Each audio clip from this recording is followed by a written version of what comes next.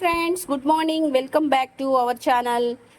అందరిది బ్రేక్ఫాస్ట్ అయిందా అండి? నాదైతే ఇంకా కాలేదు. మా బాబుకి నిన్న రాగి దోశ పోసిచ్చాను. వాడు ఈరోజు కూడా నాకు అదే టిఫిన్ కావాలి అన్నాడు. చాలా టేస్ట్గా ఉంటుందండి. ఇది మీకు చూపిస్తే ఎలా ఉంటుందో అని మీ ముందుకు తీసుకొచ్చాను ఫ్రెండ్స్. ఇది చాలా బలం పిల్లలకి. రాగులంటే ఐరన్ కదండి, చాలా బలాన్ని ఇస్తుంది పిల్లలకి. ఇది చేసి పెట్టండి, ఎంతో ఇష్టంగా తింటారు. ఒక కప్పు వచ్చి రాగి పిండి, హాఫ్ కప్ వచ్చి జొన్నలు సద్దలు కొట్టుకున్న పౌడర్ అండి. ఇది మనం మామూలుగా దోశ పోసుకుంటామే దోశ పిండి. ఇది సన్నగా కట్ చేసుకున్న కొత్తిమీర, ఆనియన్స్ ఫ్రెండ్స్. చూడండి, దీని తయారీ విధానం మీకు చూపిస్తాను. చూడండి, చాలా టేస్ట్గా ఉంటుంది ఫ్రెండ్స్. పిల్లలకి చాలా బలము, మీరు కూడా తినచ్చు. ఎండలకి చాలా మంచిది. తయారీ విధానం చూపిస్తాను, చూడండి.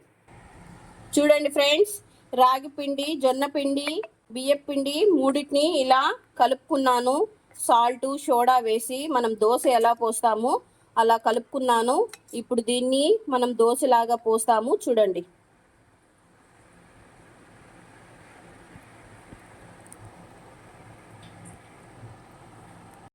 చూడండి ఫ్రెండ్స్, ఇలా పెనం పెట్టుకున్నాను, దోశ పెనము. మనము 3 కలుపుకున్న ఇంగ్రీడియంట్స్ని ఇప్పుడు దోశలాగా పోస్తాను. ఇది చాలా పల్సగా వస్తుంది. నేను ఊతాపం లాగా చేస్తున్నాను కాబట్టి కొంచెము మందంగా పోస్తున్నాను. ఇప్పుడు ఆనియన్స్ యాడ్ చేస్తున్నాను.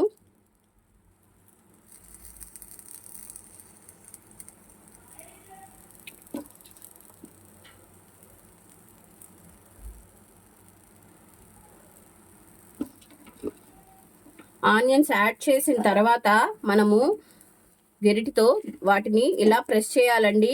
అవి లోపలికి వెళ్ళిపోతాయి ఆనియన్స్. అప్పుడు మనకు దోశ బాగా ఎర్రగా కాలుతుంది, ఆనియన్స్ కూడా బాగా రోస్ట్ అవుతాయి. ఇప్పుడు ఆయిల్ వేస్తున్నాను. చూడండి, చాలా టేస్ట్గా ఉంటుందండి. కొత్తిమీర కూడా యాడ్ చేశాను కాబట్టి మీరు ట్రై చేయండి.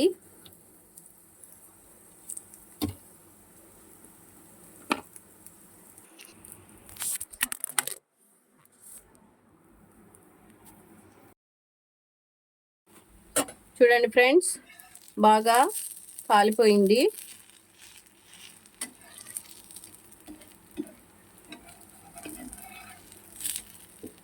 వెనక పక్క కూడా బాగా రోస్ట్ అయిపోయింది. ఇప్పుడు మనము ప్లేట్లో సర్వ్ చేసుకుందాం. చూడండి ఎంత బాగా రోస్ట్ అయిందో, లోపలంతా ఆనియన్స్ అలానే ఉన్నాయి.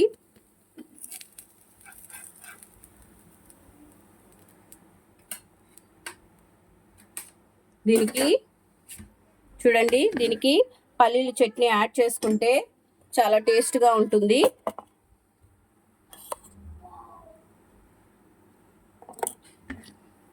చూడండి, ట్రై చేయండి, చాలా టేస్ట్గా ఉంటుంది. ఓకేనా ఫ్రెండ్స్? నచ్చితే లైక్ చేయండి, సబ్స్క్రైబ్ చేయండి. బాయ్.